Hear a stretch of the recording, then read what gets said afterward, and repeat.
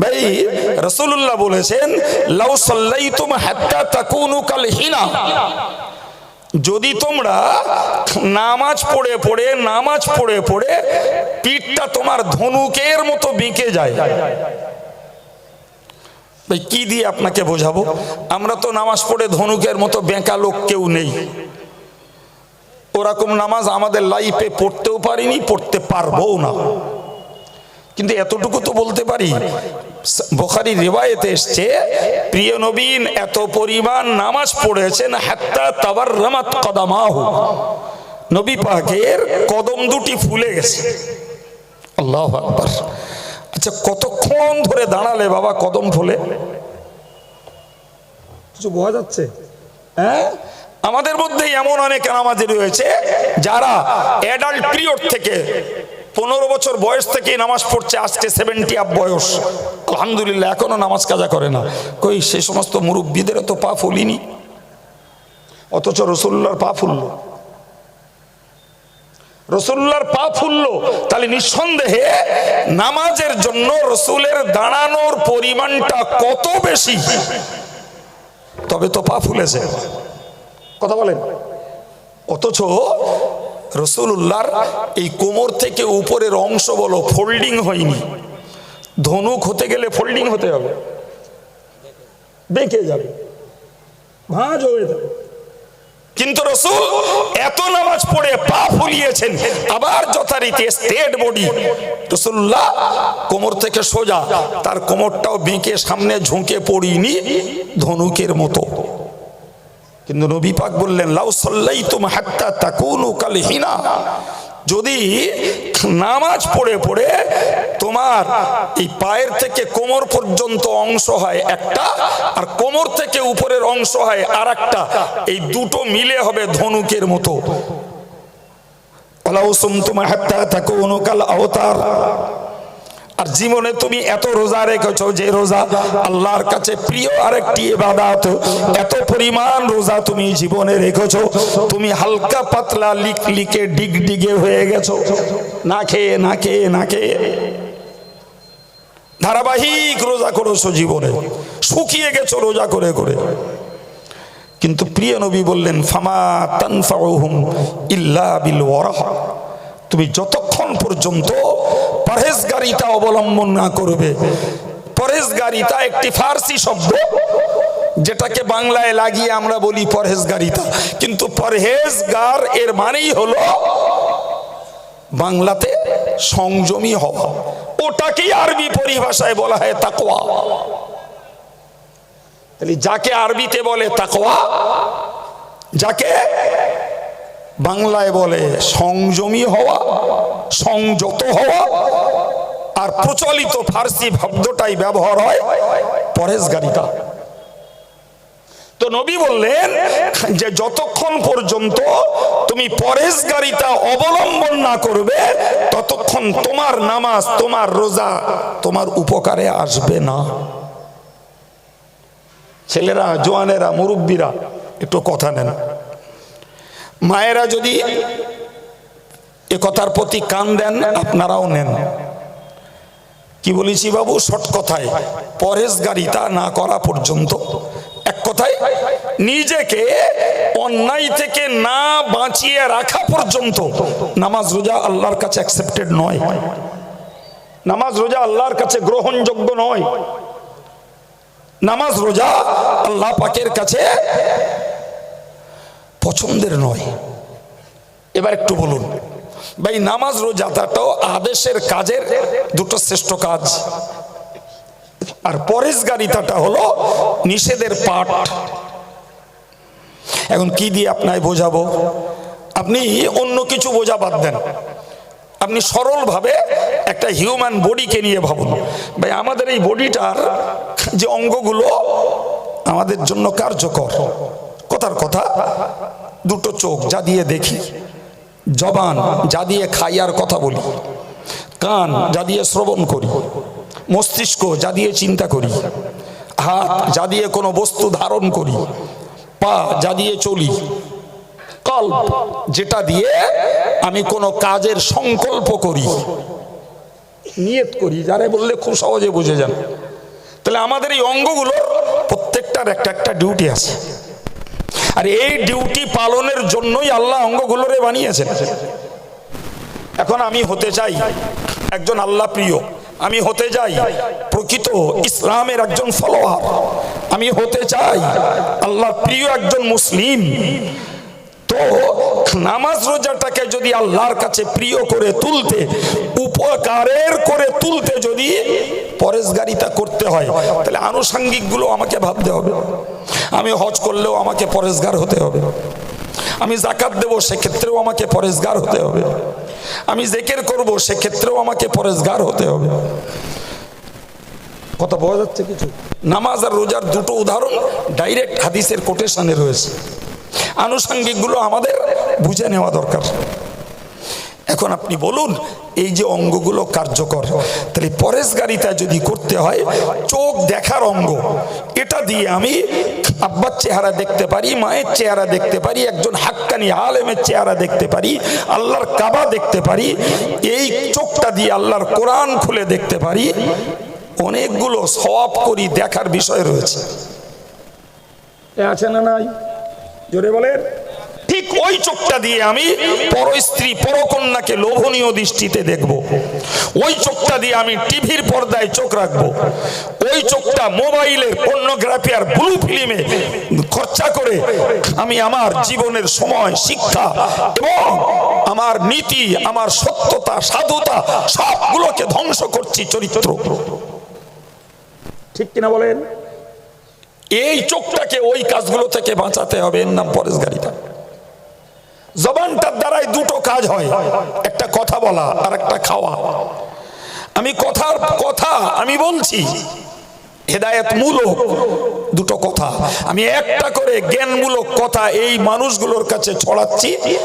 আমার নিয়ত আল্লাহ জানেন, আমি 1 দিরহাম করে দান করার সওয়াব পাবো। যে আপনি জিকির করবেন, আপনি তাসবিহ পড়বেন, আপনি কোরআন তেলাওয়াত করবেন, আপনি মানুষকে হিত উপদেশ কল্যাণের বাণী শোনাবেন, আলহামদুলিল্লাহ আপনি আমি আমার আপনার জবান দ্বারা নেকি সঞ্চয় করব। কিন্তু ওই জবানটাকে আমি মিথ্যার কাজে ব্যবহার করব, ওই জবানটাকে গালিগুলোজে ব্যবহার করব, ওই জবানটাকে আমি ব্যবহার করব কুৎসা রটনায়, ওই জবানটাকে ব্যবহার করব শোনা কথা প্রচারে, ওই জবানটাকে ব্যবহার করব কারণ নামে মিথ্যা অপবাদ দিতে, ভাই ওই জবানটাকে ব্যবহার করব আমি মানুষকে অভিসম্পদ আর বদদোয়া দিতে। ওইগুলো থেকেই পরেশ করতে হবে, ওইগুলো থেকেই জবানটাকে বাঁচাতে হবে, তবে নামাজ আর রোজাটা আল্লাহর কাছে গ্রহণযোগ্য। আমি জবান আমার খাবারের টেস্ট বোঝে, যে খুব সহজেই জানি খাবার হালাল হারাম দু রকম আছে। আমি আমার জবানটাকে হালাল খাবো জবানটা দিয়ে, সেটা নিশ্চিত আমি আমার ন্যায্য হকটাই খেয়েছি। কিন্তু যখনই আমার জবানটাকে আমি হারাম খাওয়ার প্রতি যুক্ত করেছি, তখন 100% কোরআন আর হাদিসের বিধানের কাছে আমি মাথা নত করিনি, বরং আমি নফসের গোলামি করেছি। এই কথা বলেন, নফস চেয়েছে খাবারটা হেভি টেস্টি, খেয়ে দেখ একবার। জি, ও খাবার কোথা থেকে এসছে, কে দিল, জি আমার ভাববার মতো অবকাশ নেই। ভাই জবানটাকে ওইখানটায় রক্ষা করার নাম পরেশগারিতা। আপনি ওয়াজ শুনছেন, সওয়াব পাবেন আলহামদুলিল্লাহ। আপনি আজান শুনে জমাতে নামাজ পড়তে যাবেন, সওয়াব পাবেন। আপনি আব্বা মা সহ মুরব্বিদের কথা শুনে মেনে চলবেন, অবশ্যই আপনি সওয়াবের হকদার। আপনি হাফেজে কোরআনরা কোরআন শরীফ পড়ছে, আপনি আদবের সঙ্গে বসে শুনুন, সে তেলাওয়াত করবে, ভুল হলে তার হবে, কিন্তু আপনি আদব করে শুনবেন, ভুলের খেসারাত আপনাকে দিতে হবে না, আপনি যথাযথ সমপরিমাণ সওয়াব পাবেন। ভুলের খেসারাত হাফেজ সাহেব দেবে, জি। কিন্তু আপনি ওই কানটাকে এবার আপনি কাজে লাগাবেন গান শোনায়, ওই কানটাকে কাজে লাগাবেন গীবত গেল্লা চুগলি শোনায়, ওই কানটাকে কাজে লাগাবেন অনর্থক কথা শোনায়। ওইগুলো থেকে আপনাকে বাঁচানোর নাম পরেশগারিতা। কথা বোঝাতে পারছি ভাই? ঠিক তদ্রূপ মসজিদ মসজিদে আজান হয়েছে, আমি পায়ে হেঁটে যাব, আমার কদম ফেললেই সওয়াব হবে। আমি মাহফিল শুনতে এসেছি, আপনি বিশ্বাস করুন আপনারাও তালিবুল ইলম, বয়স আপনার 80-র ঊর্ধ্বে হোক, আপনিও তালিবুল ইলম। তালিবুল ইলম শুধু মাদ্রাসার পড়ুয়া ছাত্র নয়, যারা এই মজলিসটাতে এসেছেন ঘর ছেড়ে, বিশ্বাস করুন হাদিস পাকে রাসূলুল্লাহ স্পষ্ট বলেছেন, জি মান সালাকা তরিকান ইয়ালতামিসু ফিহি ইলমান সালাকাল্লাহু লাহু তরিকাম মিন তুরুকিল জান্নাহ আও কামা ক্বালা আলাইহিস সালাম। প্রিয় নবী বললেন, যারা জ্ঞান অর্জন করার জন্য রাস্তা ধারণ করেছে, সে যেন জান্নাতের রাস্তাগুলোর মধ্যে একটা জান্নাত রাস্তা ধরে নিয়েছে। আল্লাহু আকবার। আপনার বয়স যাই পারে হোক, আপনি যদি জ্ঞান অর্জন করতে এসে থাকেন, আপনি আসেননি জি মালঞ্চর রোড ধরে, আপনি আসেননি শিমুলদার রোড ধরে, আপনি আসেননি মঠবাড়ির অন্য কোনো রাস্তা ধরে, আপনি এসেছেন আল্লাহর জান্নাতের রাস্তার মধ্য থেকে একটা রাস্তা ধরে। এরই জন্যই তো প্রিয় নবী বলেছেন, মান তালাবাল ইলমা কাফারাতুল লিমা মাদা। যারা জ্ঞান অর্জন করতে আসে, আল্লাহ পাক এদের বিগত জীবনের সগীরা গুনাহগুলোকে মাফ করে দেন। প্রিয় ভাই, তাহলে এই পায়ে চলে চলে নেকি জোগাড় করা যায়। ওই পাটাকে আমি চালাবো এবার কোনো বিচিত্রা অনুষ্ঠানে, কোনো যাত্রা অনুষ্ঠানে, কোনো রাজনৈতিক মহলে, ওই পাটা আমি চালিয়ে দেবো কোনো গল্পের আসরে, কোনো কমিকের আসরে আমি পাটা চালাবো, সেখানে যে হাজির হব, তাহলে একই পা অপব্যবহার করায় গুনাহ হবে। সুতরাং ওইটাকে বাঁচিয়ে রাখার নাম হলো পরেশগারিতা। আমি আমার কলবে নিয়ত করতে পারি, রাসূলুল্লাহ বলেছেন, মান হাম্মা বিহাসানা ফালাহু আজরুন। যদি কেউ একটা নেকির কাজ করে, আল্লাহ পাক ফেরেশতাকে বলেন, উকতুব লাহু হাসানা, হে ফেরেশতারা আমার বান্দার জন্য একটা নেকি লিখে দাও। তো ফেরেশতারা বলেন, আল্লাহ লামি আমালহা, আপনার বান্দা এখনো আমল করিনি। তো আল্লাহ বলেন, সে যখন আমলে নিয়ত করেছে একটা নেকি লেখো, ফাইন আমিলাহা উকতুব লাহু আশার। যখন সে ওইটাকে আমলে পরিণত করবে, তখন তুমি 10টা লিখবে। একটু জোরে বলেন। তাহলে একই জিনিস, আমি নিয়ত করছি ভালো কাজের, সব পাবো, শুধু পাবো না, তৎক্ষণাৎ আমল করার আগেই একটা পেয়ে যাব, আমল করলে 10টা। প্রিয় ভাই, ঠিক ওইটাকেই আপনি ঘুরিয়ে নেন। প্রিয় নবী বলেছেন, এমন একটা জমানা আসবে, আল কাতিলু ওয়াল মাকতুলু কিলাহুমা ফিন্নার। হুজুর বলেছেন, হত্যাকারী আর নিহত ব্যক্তি, মার্ডার যে করেছে আর মার্ডার যে হয়েছে, উভয় জাহান্নামে। সাহাবীরা হতবাক হয়ে বললেন, হুজুর মার্ডারকারী জাহান্নামে যাবে, হত্যাকারী জাহান্নামে যাবে, এটা তো আমাদের কাছে স্পষ্ট, তাই কিনা? সবার কাছে স্পষ্ট।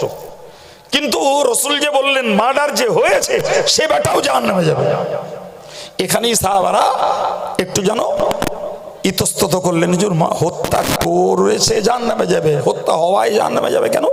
প্রিয় নবী বললেন, জি এই উভয়েই আসলে হত্যা নিয়ত করা লোক। সুযোগটা নিহত ব্যক্তি আগে পায়নি, ওর প্রতিপক্ষ আগে পেয়ে ওরে ঝেড়ে দিয়েছে। এরও নিয়ত করা ছিল ফাঁক পালি ও ব্যাটারে ঝাড়বে। কথা বুঝতে পারছেন? তাহলে একজন মার্ডার করে জাহান্নামে যাবে, আর একজন মার্ডার করার নিয়ত করা ছিল, পেয়ে উঠুনি, সময়টা আগে পাইনি, ও বেটা ওই কুসংকল্প করার জন্য জাহান্নামে যাবে। কেস বলা যাচ্ছে কিছু বাবা? হ্যাঁ, তাহলে এই কল্পটাকে যদি পরহেজগার বানাতে হয়, তাহলে সমস্ত রকমের কুকাজের নিয়ত থেকে নিজের হৃদয়টাকে বাঁচাতে হবে, মস্তিষ্কটাকে কুচিন্তা করা থেকে বাঁচাতে হবে, কোন ভাইয়ের ক্ষতি সাধনের কূটনীতি চালানো থেকে বাঁচাতে হবে। ভাই এখন আপনি বলুন এবার, জি আমি এতক্ষণ ধরে যা বললাম, এটা কি ইন্ডিয়ান কনস্টিটিউশন বললাম নাকি? এটা কি ভারতের সংবিধান পড়লাম? হ্যাঁ, না বেঙ্গল গভর্নমেন্টের ল পড়লাম? এটা ভারত সরকারের সংবিধান নয়, এটা বেঙ্গল গভর্নমেন্টের সংবিধান নয়, এটা তো বিশ্ব সরকার আল্লাহ পাকের সংবিধান। ঠিক না ভুল?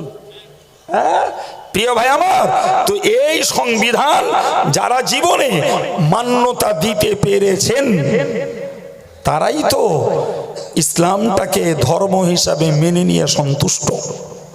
এখন যদি কারোর মনে হয় তালাক প্রথাটা না থাকলে ভালো হতো, সুদটা যদি না থাকতো তো ভালো হতো, কারোর যদি মনে হয় সাপোজ যে যদি ফাইন্যান্সটা জায়েজ হতো তা ভালো হতো, কারোর যদি মনে হয় জি ইসলাম যদি চিত্ত বিনোদনটাকে অনুমোদন করতো তা ভালো হতো, ভাই তাহলে তো আমি ইসলামী বিধানের কাছে তো আত্মসমর্পণ করতে পারিনি আর সন্তুষ্টও না, বরং কি করেছি, আমার সুবিধা ভোগ করেছি। মহান আল্লাহ কোরআন পাকে বলেছেন, মিনান নাসি মান ইয়াবুদুল্লাহ আলা হারফিন ফাইন আসাবাহু খায়রুন ইতমাআন্না বিহি ওয়া ইন আসাবাতুহু ফিতনাতুন ইনকালাবা আলা ওয়াজহি।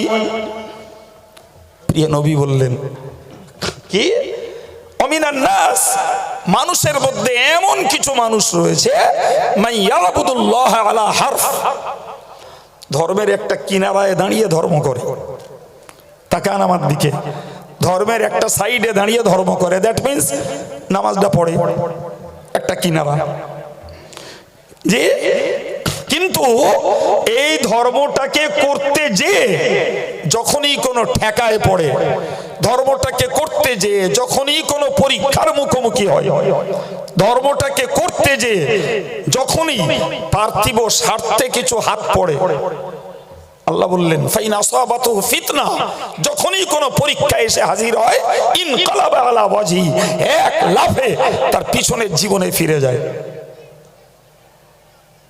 এই কথা বুঝতে পারেননি যে আমাকে পূর্ণ ধার্মিক হতে গেলে আমাকে সুদ ছাড়তে হবে, সুদের সহযোগিতা ছাড়তে হবে, গান ছাড়তে হবে, মদ ছাড়তে হবে, জোয়া ছাড়তে হবে। যুবকগুলো বুঝলো যে আমাকে পর্নোগ্রাফিটাকে ছাড়তে হবে, আমাকে মোবাইলে চিত্ত বিনোদন করা চলবে না, এটাকে আমাকে ত্যাগ করতে হবে। যে ও তখন ইসলামটাকে সাইড করে দেবে, ও নিজের মনের কাছে যেটা পছন্দের সেটাকেই অ্যাকসেপ্ট করবে। কিছু বোঝাতে পারছি কথাটা? আমি বলিনি, আল্লাহ বলেছেন। যে মানুষের মধ্যে এমন কিছু মানুষ রয়েছে যারা ধর্মের একটা কিনারায় ধর্ম করে, আর যদি ধর্ম করে কিছু লাভ পায়, কিছু স্বার্থ উদ্ধার হয়, জি যে কোনো স্বার্থ যদি কিছু বাঁচে ইতমাআন্না বিহি, খুব খুশি, খুব আনন্দ, বিরাট মজা, ইসলাম খুব ভালো ধর্ম।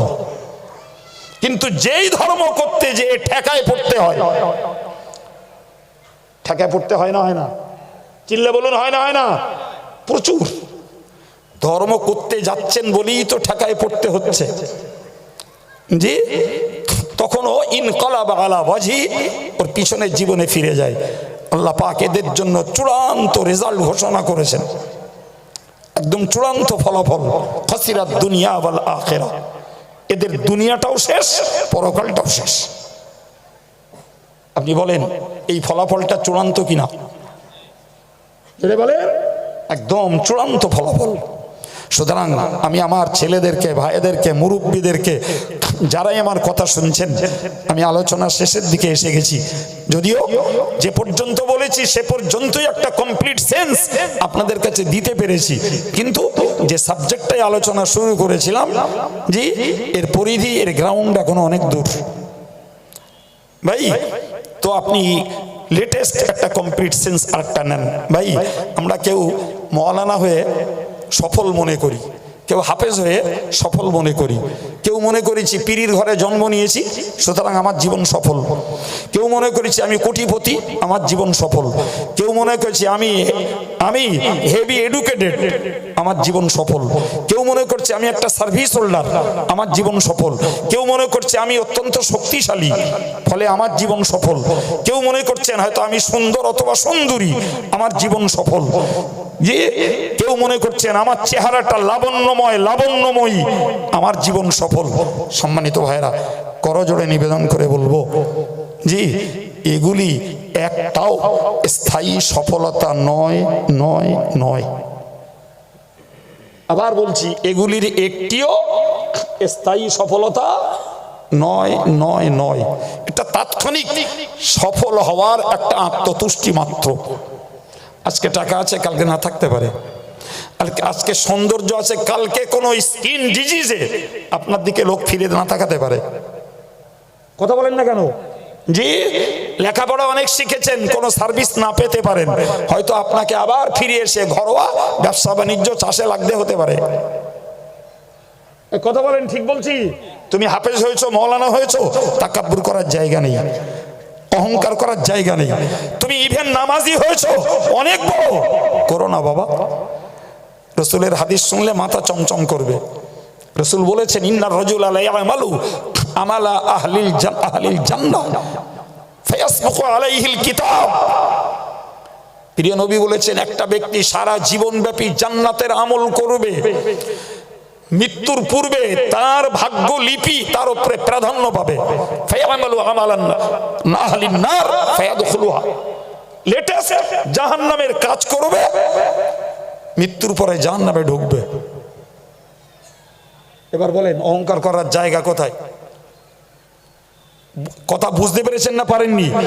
সে হাফেজ, মাওলানা, পীর, পীরজাদা, হাজি, গাজী, ডাক্তার, মাস্টার, জি, এমনি নামাজি, নফল নামাজি, তাহাজ্জুদ গুজার, যাই পারে হোক গে, রসুল বললেন সারা জীবন জান্নাতের যোগ্য আমল করবে, মৃত্যুর পূর্বে তার ভাগ্য লিপি তার উপরে প্রাধান্য পাবে। সুতরাং শেষ অবস্থায় সে জাহান্নামের কাজ করবে, জাহান্নামে চলে যাবে। আবার কোন ব্যক্তি ওয়াইন্নার রাজুলা লা ইয়ামালু আমালা আহলিন নার, একজন ব্যক্তি তামাম জীবন জাহান্নামের কাজ করবে, ফায়াসবিকু আলাইহিল কিতাব, ভাগ্যলিপি প্রাধান্য পাবে, ফায়ামালু আমালা আহলিল জান্নাহ, লোকটা শেষে এসে জান্নাতের কাজ করবে, ফায়াদখুলুহা, সর্বশেষ লোকটা জান্নাতে চলে যাবে। এর মানে হলো, ওগো তুমি কোনো কিছুতে নিজেকে সফল ভেবো না, আর কোনো কিছুকে নিজেকে ব্যর্থ মনে করো না, বরং যিনি যে কাজে সফল ভাবছো তুমিও ভয় করো, আর যিনি যে কাজে ব্যর্থ ভাবছো তুমিও নিরাশ হয়েও না, আল্লাহর কাছে ক্ষমার আশা রাখো, তবে তুমি পারফেক্ট একজন ইমানদার। এই কথা বোঝা যাচ্ছে? সুতরাং কোরআনের বক্তব্য, ফামান যুহজিহা আনিন নার, যে লোকটাকে জাহান্নামের আগুন থেকে বাঁচানো হয়েছে, যে লোকটাকে জাহান্নামের আগুন থেকে রক্ষা করা হবে, ও উদখিলাল জান্নাহ, আর জান্নাতে প্রবেশ করানো হবে, জি, ফাকাদ ফাজ, ওই লোকটাই হলো প্রকৃত সফল। আর একটু জোরে বলেন, জি, কে যে জাহান্নাম থেকে বেঁচে জান্নাতে যাবে সেদিন তো এখনো আসেনি বাবা। সেদিনের রেজাল্ট তো ঘোষণা করবেন একমাত্র, কেবলমাত্র, শুধুমাত্র আল্লাহ। ঠিক না ভুল? আমরা কে যে জাহান্নাম থেকে সুরক্ষিত হয়ে জান্নাতে যেতে পারবো সেইটাই হবে আমাদের জীবনের প্রকৃত, জোরে বলুন, কি বলেছি শব্দটা বারবার? সফলতা। কি বলেছি? সফলতা। আর যদি সব কিছুর পরে কিয়ামতের দিনে যদি আল্লাহ না করুন জাহান্নামে যেতে হয়, তাহলে এর থেকেও চরম ব্যর্থতা আর কিছু নাই। সুতরাং আমি আপনাকে বলবো, আমরা কলেমা পড়ি, ইসলামী আচরণ করি বা পরেশগারিতা করি, আর ধর্ম কর্ম যতটাই যাই করি না কেন, সব সময় মনে রাখতে হবে এটাই, যে আল্লাহ পাক যদি কবুল না করেন তাহলে আমার সব শ্রম ব্যর্থ হতে পারে। আবার হয়তো দেখা যাবে তার শেষ জীবনের কোন একটা আমল আল্লাহর কাছে পছন্দের হবে, সেই হয়তো সফলতা লাভ করবে। এই মানসিকতাটা যদি তৈরি হয় আমাদের, জি, তাহলে আলেম ওলামা, পীরজাদা, হাফেজ, হাজি, সাধারণ ধার্মিক আমরা যাই হই, জিন্দেগিতে আমরা ইবাদতের গরমে, নামাজের গরমে, ইলমের গরমে, বংশের গরমে, টাকার গরমে, আমরা আমাদের কোনো কর্মদক্ষতার গরমে ধ্বংসের পথে যাব না ইনশাআল্লাহ। ওই ভয়টা যদি ভিতরে থাকে, জি ভাই, হাদিস শরীফের আর একটা দিক বাকি রইল, সেটা হলো অবি মুহাম্মাদিন নাবিয়্যা, তুমি যে ইমানের স্বাদ পেয়েছো প্রমাণ হবে নবী মুহাম্মদ সাল্লাল্লাহু আলাইহি ওয়াসাল্লামকে যদি তোমার জীবনের, তোমার সমাজ জীবনের, তোমার ধর্ম জীবনের, তোমার পারিবারিক জীবনের, তোমার রাজনৈতিক জীবনের একমাত্র নেতা হিসাবে তুমি মান্যতা দিতে পারো, তবেই বোঝা যাবে তুমি সত্যকারের ইমানের টেস্ট পেয়েছো। প্রিয় ভাই আমার, বেয়াদবির ক্ষমা চেয়ে বলছি, আমরা সমাজটাকে সার্ভে করলে দেখব মুখে বলছি মোহাম্মদুর রাসূলুল্লাহ, জি কাজের বেলায় কেউ অভিনেতার ভক্ত, কেউ অভিনেত্রীর ভক্ত, কেউ নাচিয়ার ভক্ত, কেউ টলিউড আর বলিউড জি হলিউডের ভক্ত, কেউ রাজনীতির নেতার ভক্ত, কেউ বা আমরা দেখতে পাই ক্রিকেটারের ভক্ত, কেউ ফুটবলারের ভক্ত। জি তার লাইফটাকে খুঁজলে দেখা যাবে মুহাম্মদুর রাসূলুল্লাহ যথেষ্ট বলছে, কিন্তু আপাদ মস্তক খুঁজলে মুহাম্মাদের কোনো স্মৃতি নিদর্শন তার কাছে নাই। ইভেন জি ওরা যদি ছেঁড়া প্যান্ট পরে এরা ছেঁড়া প্যান্ট পরে, ওরা যদি ঘোড়ার মতন চুল রাঙায় এরাও ঘোড়ার মতন চুল রাঙায়। কথা বলছেন না কেন? জি ভাই, আজকের মিস ওয়ার্ল্ড নির্বাচন হয়, যে যত যোগ্যতার সঙ্গে লেখাপড়া, ফিটনেস বা সৌন্দর্য, ফিগার সবকিছুর মূল্যায়নের সঙ্গে লেটেস্ট একটা সংযুক্ত হতে হবে। যে যত ন্যাংপতি পারবে মিস ওয়ার্ল্ড বিশ্ব সুন্দরী হওয়ার জন্য, ওটাও একটা গুণ। জানেন এটা? কি বলছি জানেন? সব আজকের হাতের মুঠোয়, মোবাইল খুললে পাওয়া যাবে, টিভি খুললে পাওয়া যাবে। জি আমার জাতি হযরত মুহাম্মদকে নেতা বলছে, কিন্তু অনুসরণের ক্ষেত্রে এই পার্থিব নেতাদের ভক্ত অনুরক্ত শুধু না, জি নবী বলেছেন লাতাত্তাবিআন্না সুনানা মান কানা ক্বাবলাকুম, জি শিবরন শিবরন। নবী বলেছেন এমন একটা যুগ আসছে যে মুসলমানেরা ইহুদি আর খ্রিস্টানদেরকে তাবেদারি করবে বিঘাত বিঘাত। কিসে করবে? এক বিঘাত অন্তর, মানে কিচ্ছু বাদ দেবে না, কিচ্ছু বাদ দেবে না, বিঘাতে বিঘাতে তারা ইহুদি আর খ্রিস্টানদের তাবেদারি করবে, অনুসরণ করবে, গোলামি করবে। ইহুদি খ্রিস্টানদের তাদেরকে তারা ফলো করবে। কথা বলেন, বাস্তবে তার মিল আছে না নাই? বলেন বলেন। প্রচুর পরিমাণে পুরুষ মহলে আর মেয়ে মহলে পুরো চলছে ইহুদি আর খ্রিস্টানদের গোলামি, তাদের ফলোয়ার, তাদের অনুসারী, অথচ মুখে রয়েছে মুহাম্মদুর রাসূলুল্লাহ, মোহাম্মদ আমার নেতা, we are follower of Hazrat Muhammad. G Hazrat Muhammad is the Superman, এটা মুখে বলছি আর শুনে খুব খুশি হচ্ছি। কাজের বেলায় কারোর কাছে সুপারম্যান ফুটবলার, ক্রিকেটার, জি পলিটিশিয়ান, কারোর কাছে সুপারম্যান চলচ্চিত্র জগতের নেতা নেত্রী। প্রিয় ভাই, আপনি বলুন সত্যি সত্যি হযরত মুহাম্মদকে নেতা বলে আমরা বাস্তব জীবনে তার 100% 100% প্রমাণ দিতে সবাই পেরেছি? বাবা পেরেছি। জি আলহামদুলিল্লাহ, আমাদের অনেক মুরব্বী আছে মজলিসটাতে, আল্লাহ এদের হায়াতে বরকত দেন। জি এদের দোয়া আমাদের নসিবে মঞ্জুর করেন।